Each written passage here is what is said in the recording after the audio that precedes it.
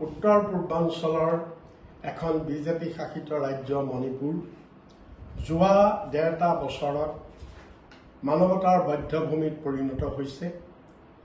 ইয়াত দুটা গোষ্ঠীৰ মাজত হোৱা সংঘৰ্ষৰ ফলত ৰাজ্যখনত জীৱন আৰু সম্পত্তিৰ নিৰাপত্তা নোহোৱা হৈছে নাগৰিকৰ। ৰাজ্যখনত কোনো আইন নাই, কোনো প্ৰশাসন নাই। ৰাজ্যখনত বিভিন্ন ধৰণৰ হিংসাত্মক ঘটনাই সকলোকে বিব্ৰত কৰি তুলিছে আৰু সমগ্ৰ ভাৰতবাসীৰ ৰাইজে ইয়াৰ প্ৰতি উদ্বিগ্নতা প্ৰকাশ কৰিছে। কিন্তু অতি দুৰ্ভাগ্যৰ বিষয় যে আমাৰ দেশৰ প্ৰধানমন্ত্ৰী নৰেন্দ্ৰ মোদী ডাঙৰীয়াই কিন্তু এনেকুৱা এটা পৰিস্থিতিৰ পিছতো তেওঁ মণিপুৰৰ প্ৰতি কোনো ধৰণৰ তেওঁ উদ্বিগ্নতা প্ৰকাশ কৰা আমি দেখিবলৈ পোৱা নাই। আমি প্ৰশ্ন সুধিব খুজিছোঁ যে মণিপুৰ ভাৰতৰ অংগ নহয় নেকি? প্ৰধানমন্ত্ৰী নৰেন্দ্ৰ মোদীয়ে যোৱা 10টা বছৰত অসম তথা উত্তৰ পূৰ্বাঞ্চলত সঘনাই ভ্ৰমণ কৰিছে।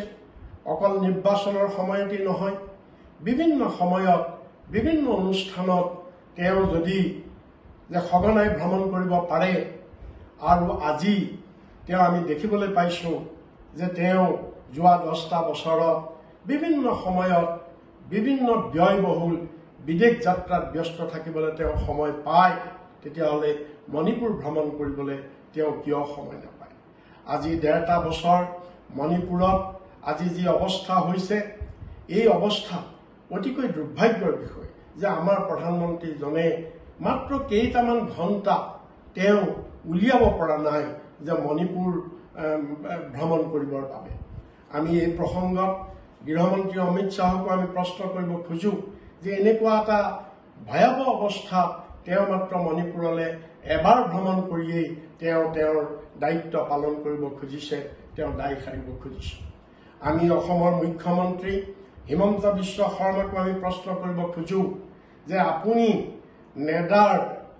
নেডাৰ আপুনি এগৰাকী মুখ্য নেতা বুলি আপুনি নিজকে দাবী কৰি আপুনি সদায় উত্তৰ পূৰ্বাঞ্চলৰ কথা কয়, উত্তৰ পূৰ্বাঞ্চলৰ ৰাজ্যসমূহৰ মাজত সমন্বয় স্থাপন কৰাৰ কথা কয়, উত্তৰ পূৰ্বাঞ্চলৰ ৰাজ্যসমূহৰ সমস্যা সমাধানৰ কথা কয় নেডাৰ যোগেদি, কিন্তু আপুনি মণিপুৰৰ এই এনেকুৱা ভয়াৱহ এনেকুৱা সংকটপূৰ্ণ এই ডেৰটা বছৰত আপুনি মণিপুৰ কিয় যোৱা নাই?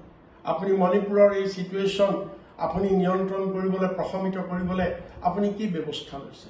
আপুনি নেডাৰ মুখ্য হিচাপে আপুনি এইটোৱে ভাবে নেকি যে আপোনাৰ কৰ্তব্য MLA বেচা কিনা কৰা, আপোনাৰ কৰ্তব্য উত্তৰ পূৰ্বাঞ্চলৰ ৰাজ্যবিলাকত গৈ গণতান্ত্ৰিকভাৱে নিৰ্বাচিত চৰকাৰ ভংগ কৰা?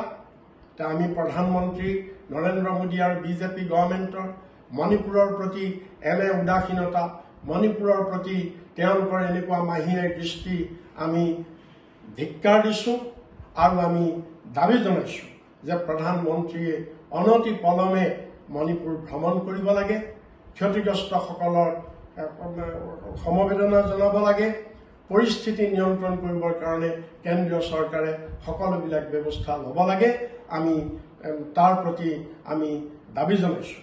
লগতে আমি এই কথাও আমি সোঁৱৰাই দিব খুজিছোঁ যে দিল্লীত বহি তেওঁলোকে ভবা উচিত নহয় যে আমি দিল্লীত বহি মণিপুৰ শাসন কৰি থাকিম, আমি দিল্লীত বহি উত্তৰ পূৰ্বাঞ্চল ৰাজ্য শাসন কৰি থাকিম, সেইটো ভবা উচিত নহয়।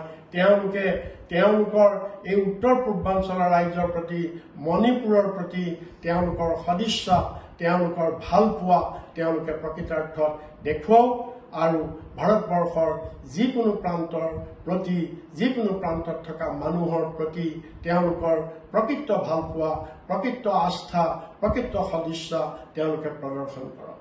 যিকোনো খবৰৰ বাবে যোগাযোগ কৰক 7099017330 অথবা 7099017990 নম্বৰত।